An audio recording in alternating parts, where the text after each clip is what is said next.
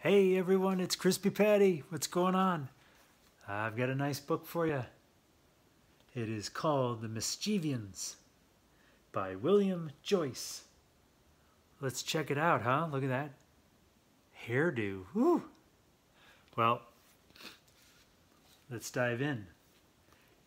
Things were disappearing in our house every day, like a lot. Look at that. The E is starting to disappear from every day.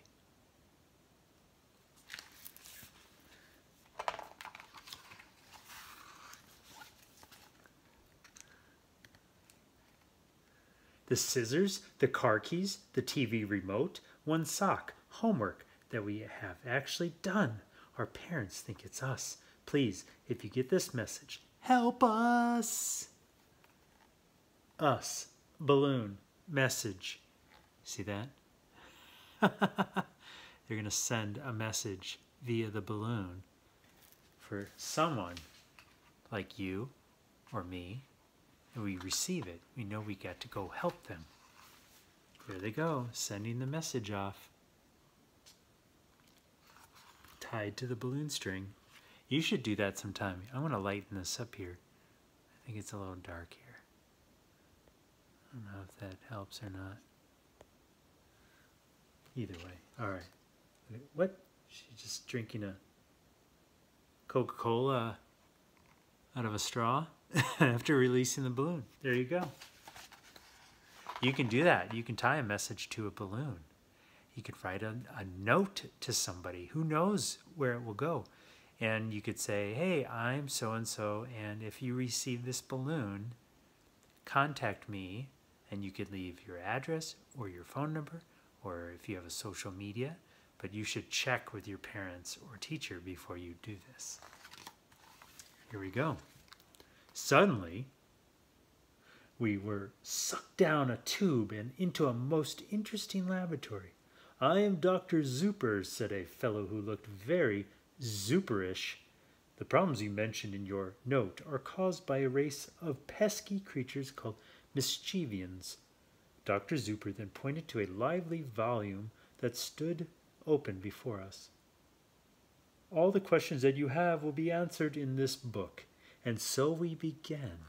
Look at that. I kind of like where the story's going, huh? The Mischievians. An encyclopedia of things that make mischief, make mayhem, make noise, and make you crazy. Crazy. Compiled with illuminations by Dr. Maximilian Fortisk Robinson, Zuper, MD, PhD, LOL, OMD, QED, and golly gee, done while snapping his fingers in the air. Just kidding. Took the E. B. Funny book. Oh, here we go. It says right here, figure, heebie-jeebies, see page we don't know yet. There's a lot going on here, isn't there? The homework eater. Question. Okay, Dr. Zuper, here's a biggie. Sometimes I know I've done my homework, but the next morning I can't find it. Sometimes I get to school, and then I can't find it. Sometimes I get to school, and I turn it in, but then my teacher can't find it. Sometimes. Answer. I get your drift. Your homework was not eaten by your dog, or your little brother, or taken by aliens. Well, probably not any of the aliens I've studied, anyway. Your homework was stolen by a Mischievian called Homework Eater. Question. Why does it eat homework? Answer. Oddly enough, homework eaters aren't trying to be mischievous. You see, every homework eater begins his life by being extremely dumb. But they love knowledge, and they eat it up, literally. The more they eat, the smarter they become. Look at that. That's how they get smart, is they eat your homework. So your homework, you're really smart by doing your homework, and they love it. All right, who's the next? Oh, where are we going here? All right. Question: how did homework eaters get homework in olden times? Answer: I love that question. In the 1700s, they were called ye old eaters of homestead studies. Wisdom munchers would, of course, eat the clay tablet assignments of ancient Babylonian boys and girls.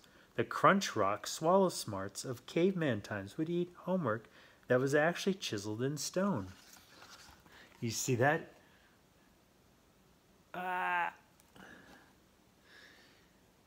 Can homework eaters steal homework from computers? Answer: superb question. Yes, that is their favorite new source of knowledge. Some homework eaters have evolved into file suckers, a completely new subspecies of homework eaters. Question: is it possible homework eaters could someday eat my homework and so much other knowledge that they will become super advanced, genius Mischievians who rule our world? Answer: I think that happened last Tuesday. Whoa, I want to hear about this. Look at this picture. Question: Dr. Zuper, you know when you look in the mirror and you see a booger dangling out of your nose, and you know it's been there maybe all day and everybody has probably seen it. Did a Mischievian do that? Answer: yes, the mischievous duty is performed by danglers. A small group of danglers live in your nose. Their only job is to lure the nervous booger out of the nostril. Boogers are notoriously shy. Once out, boogers discover that they love to see and be seen. When the booger is visible, the danglers return to their hideout in your nose. Never be embarrassed by a booger that is dangling. A dangling booger is a happy booger. Do I have to leave the booger dangling? Answer: that's between you and the booger.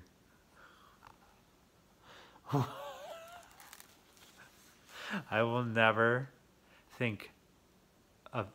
always think of this book when I see a dangling booger or have a dangling booger.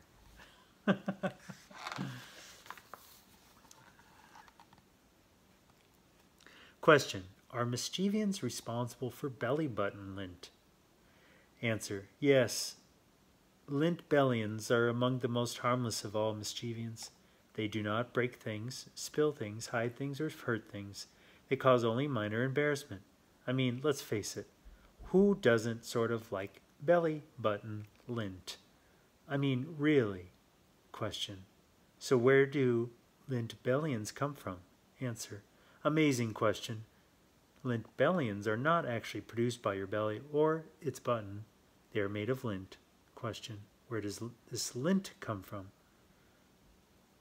Answer: mostly from socks. Have you ever noticed those little knobby balls that form on the heels of your socks? When a sock stalker steals a sock, he picks off all the lint balls. The newly emancipated lint balls will then make the long journey to find the person whose socks they once clung to. They seek out the safest, warmest place they can find. That person's belly button. There they transform into lint bellions and live in happy solitude until discovered and their belly button home is cleaned out. But don't feel sorry for the lint bellions. As you may have noticed, they always come back. See Sock Stalkers. There is a little lint bellion, and that's your belly button. This is a funny book.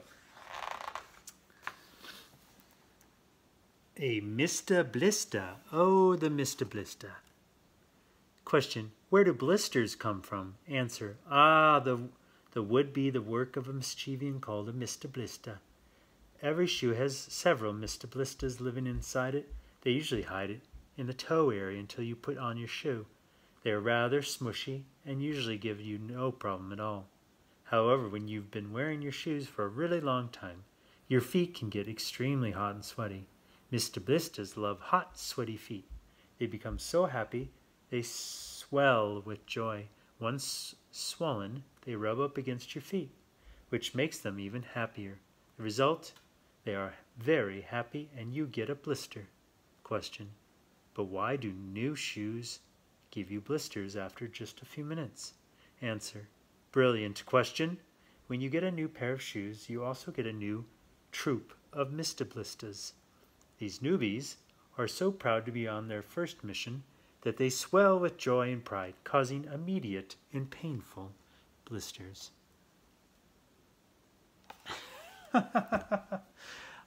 I might remember all these characters because I have experienced all of these Mischievians. Have you? Oh, the remote toter. Oh, here we go. Question. Okay, here's a question that could save my dad's sanity. Does a Mischievian have anything to do with missing TV remotes? Answer. Oh, the N was stolen. To answer. Yes. Fiendish creatures called remote toters are responsible for lost or misplaced remotes of all kinds. Television, stereos, gates, and garage doors. Remote toters are currently among the most feared of all Mischievians and have been known to cause not only fathers, but also entire families to completely lose their minds. They move with blinding speed and have many eyes that alert them to any possibility of being caught. They can also change colors to match whatever they are running across as they hide the remote in the most irritating place possible. They are so mischievous they have been known to move the remote several times during a mission, oftentimes returning it to the place they know everyone has already looked, usually under the couch cushion, or most irritably, the exact place it was last seen. Does that sound familiar? Does this sound like a common theme at your house? See, do you feel normal now? Every family can relate to this. Oh, the sticker. See this little guy here? Get a bow and arrow. Question: why do I sometimes get a thorn thingy stuck in my foot when I walk barefoot in the grass? I look around, but I never see where it came from. Answer: and you never will. In every yard, park, and field of grass, there is a tiny, stealthy army of Mischievians called stickers, who make it their mission to stick you in the foot. Question: so when I pull out the thorny thingy, am I pulling out the actual sticker? Answer: sort of. In fact, it's the nose of a sticker. Their special detachable schnozzala can be shot like an arrow into the soft, vulnerable underside of an approaching foot. Question: but why? Answer: they're called stickers. It's their job. It's what they do. Question: what can I do to keep away from stickers? Answer: wear shoes, of course.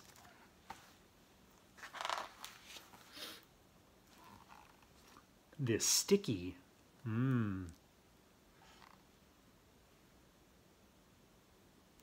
All right, let's find out. Question: sometimes I get something sticky on my fingers, like between my fingers, and they keep sort of sticking together, and it won't wash off for a long time. Or all of a sudden there's a spot on one of my shoes that sticks to the floor, and I can feel it when I walk, and it makes this little sticky sound, and it really bugs me. Why does this happen? Answer: you've been struck by a sticky.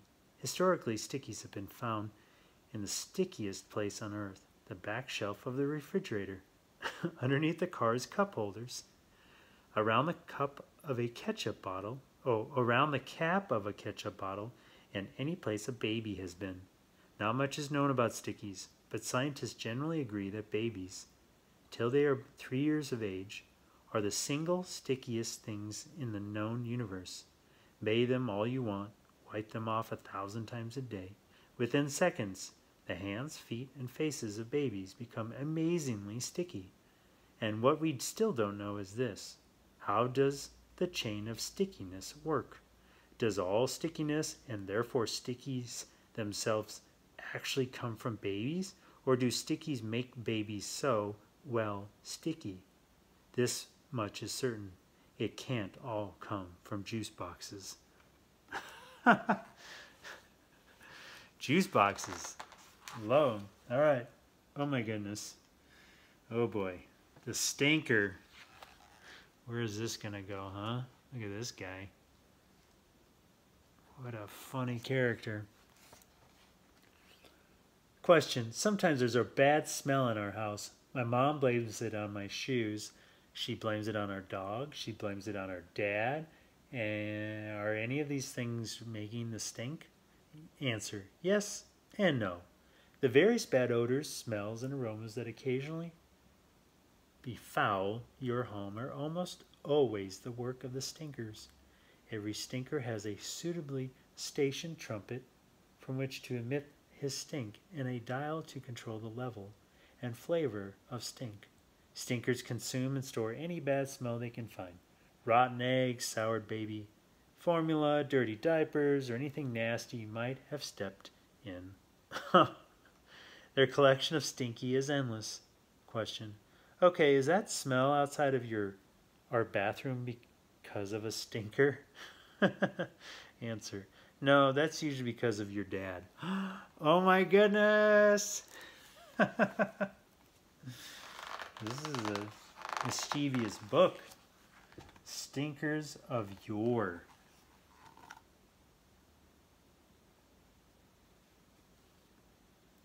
Question. How long have stinkers been stinking? Answer. Scientific studies show that stinkers are among the most ancient of Mischievians. They appear in cave paintings and on ancient Egyptian scrolls. Stinkers love bad smells above all else. With their prominent proboscis, I think that's it, nose, technical term for nose, or Latin, they can detect a deliciously awful smell from thousands of miles away. They can smell great stinks of the past, spoiled yak milk from the lost city of Atlantis, or even stink of the future, rotten twonk droppings from the planet Glumth. Glumpt?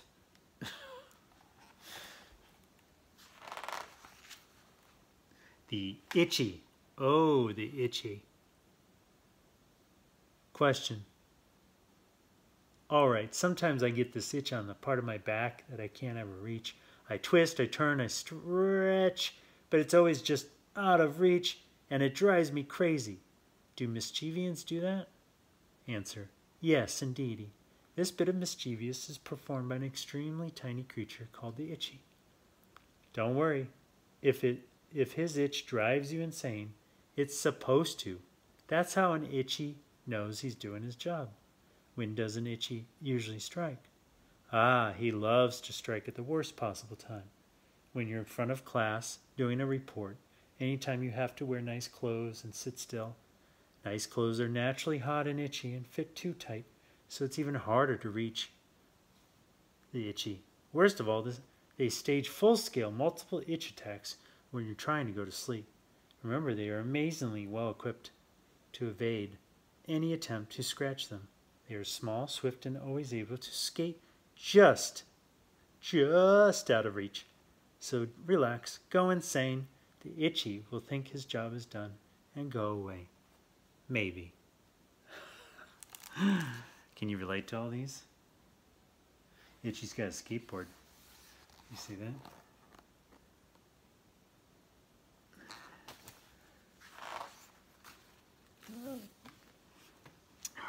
Ooh, the funny bone.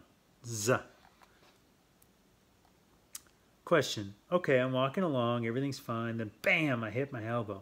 Sort of hurts, sort of feels funny, but, excuse me, not so ha ha ha funny. Just weird, I can't move my arm for a minute. Oh, that's kind of hurts funny. What's up with that? Answer. You did not hit your funny bone. You have been attacked by a funny bones.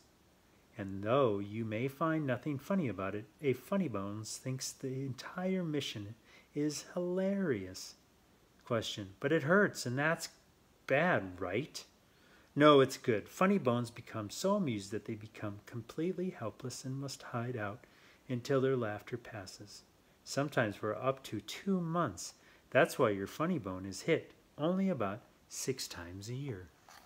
Interesting, huh? Is that the kind of look you get?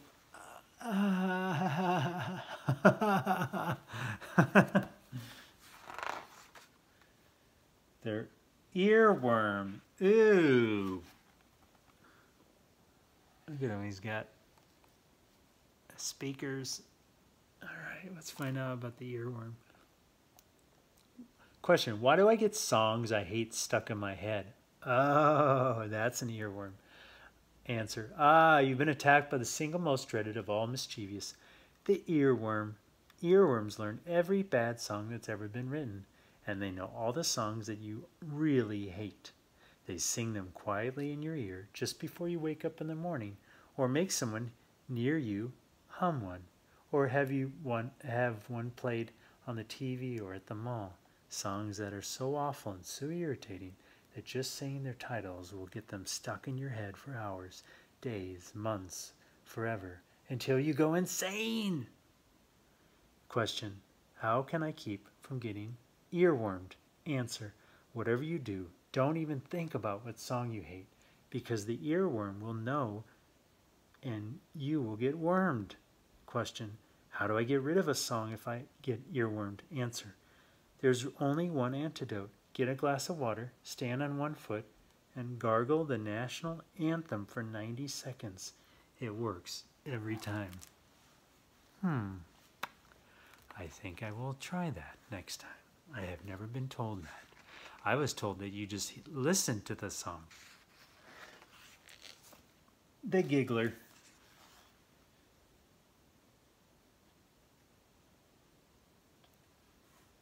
Question. Sometimes when I'm really, really not supposed to laugh, like when it's something really, really serious, I start to laugh and I cannot stop. Why? Answer. Ouch, that's a tough one and one of the most embarrassing. The giggler has an amazing developed sense of when you should not laugh, then sends you into uncontrollable giggles until everyone thinks you are rude, stupid, insensitive, or insane. Weddings, tests, inners with grown-ups, in nice restaurants. These are the playgrounds of the gigglers. They have large and extremely ticklish feet, which they rub together till they generate a powerful amount of funergy. The giggler then aims its giggle ray at an unsuspecting target, usually you. Suddenly you will feel an uncontrollable need to laugh. Anything even slightly humorous, a hiccup, someone snorting, a burp, or something absolutely nothing at all, will then unleash an attack of the giggles that will last until the funergy is released and you are in trouble.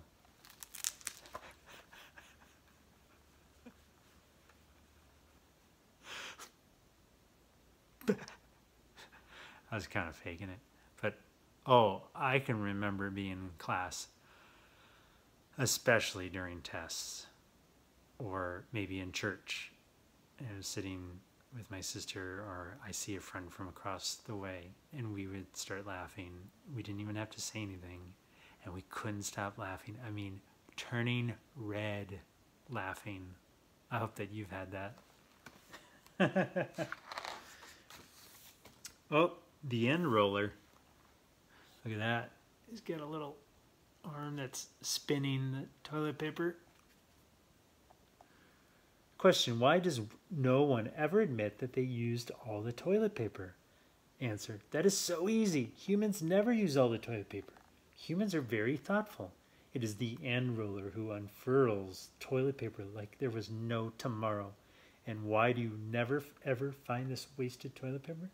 Because he unrolls it into the toilet for his friend who is even more annoying. Oh. Find out what's going on with this, huh? The Clogged Luddite.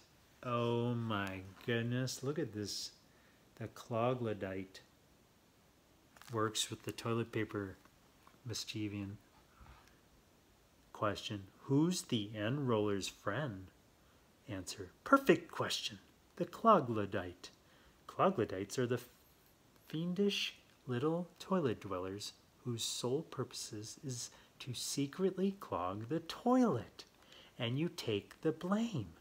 Question. They live in the toilet all the time? Answer. Yes. Question. That's pretty yucky. Answer. Yes, it's yucky, and it's not pretty. Ooh. I know which Mischievian I don't want to be. The Sock Stalker. Ooh, there you go.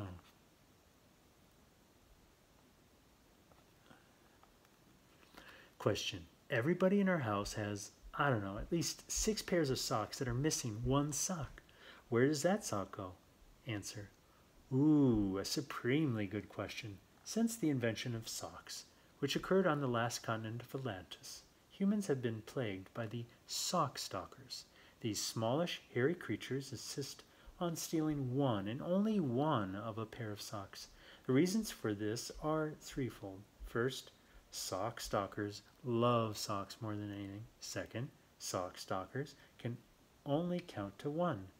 Third, and most important, when they see more than one of a sock, it disturbs them so deeply that all their hair will immediately fall out. They hate to be seen naked, so they frantically gather up their fallen hair and wrap up, so the H, themselves in single socks until no part of their bare skin can be seen. Question. Are they really shy? Answer. No, just self-conscious. They are the only creatures alive who have 11 belly buttons. Question. But they can only count to 1. Answer. That's right. Having 11 belly buttons really freaks them out. I'm freaking out. The Yawn Mower. The Yawn Mower. Question. Yawning is so weird. What makes us yawn? Answer. Wow. You're the first person ever to ask. Well, believe it or not, being sleepy does not produce yawns. They are made by yawn mowers. Yawn mowers are members of the Odd-Saudians family of Mischievians. They are the Mischievians who cause humans to make odd and embarrassing sounds.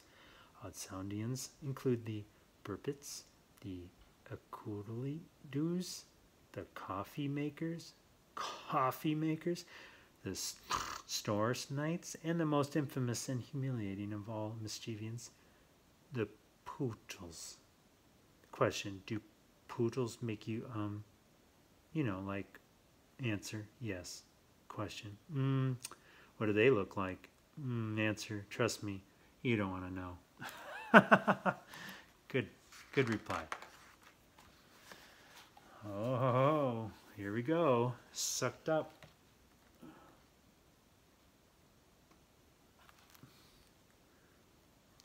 Well, that's all the time we have for today's questions, concluded Dr. Zuper.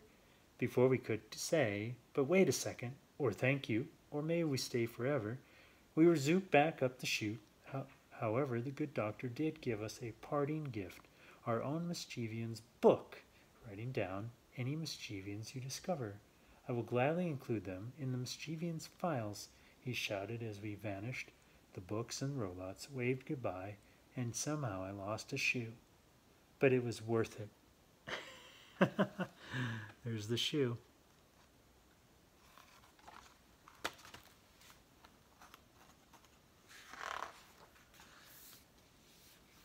Kazoop. Kazoop.